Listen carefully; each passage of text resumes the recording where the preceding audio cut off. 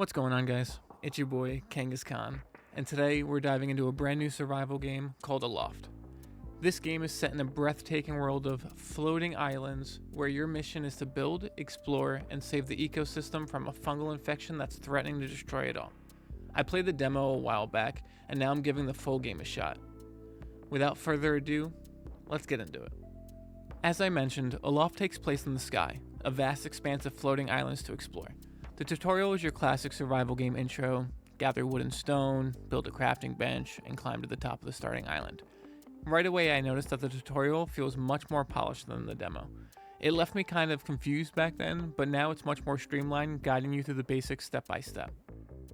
One of the things that hit me right away from the tutorial was the crafting system. You learn new recipes by combining items at the crafting bench, and the game cleverly highlights what you can experiment with using a yellow dot.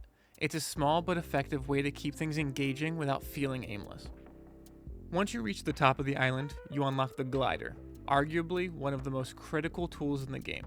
It lets you travel between islands, and the mechanics are very forgiving.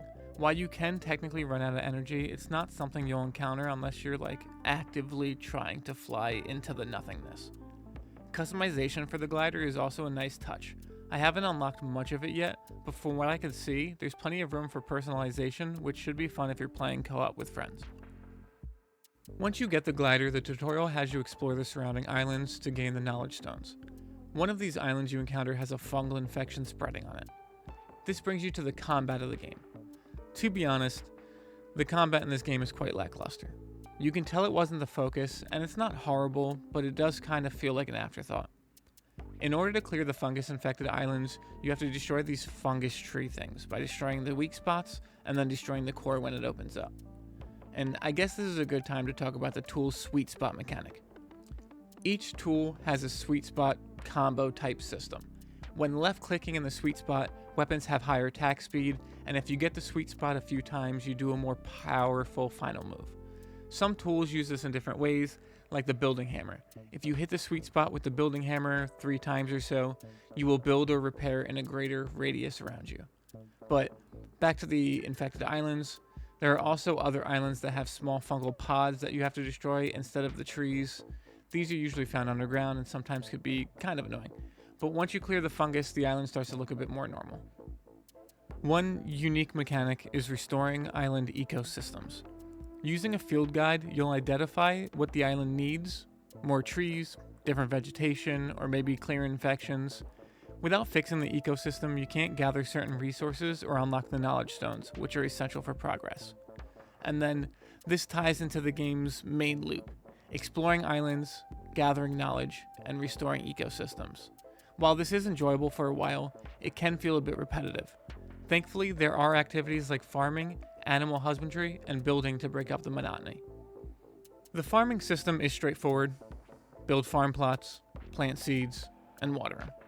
There's a good variety of crops, which you can use in cooking. Speaking of which, the cooking system adds a fun layer of experimentation, letting you combine ingredients to create unique recipes. There's this little fire minigame that keeps it interactive, and better meals mean better buffs, such as increased health, attack speed, or movement speed. Animal husbandry is limited right now. With sheep, alpaca, and chickens, you'll gather wool, milk, and eggs by feeding and caring for them, but it's pretty basic. The roadmap does promise more animals and breeding mechanics, so there's potential for growth here. Building, on the other hand, is a highlight of this game. The snapping mechanics work well, and there's a good variety of pieces and decorative options to unleash your creativity.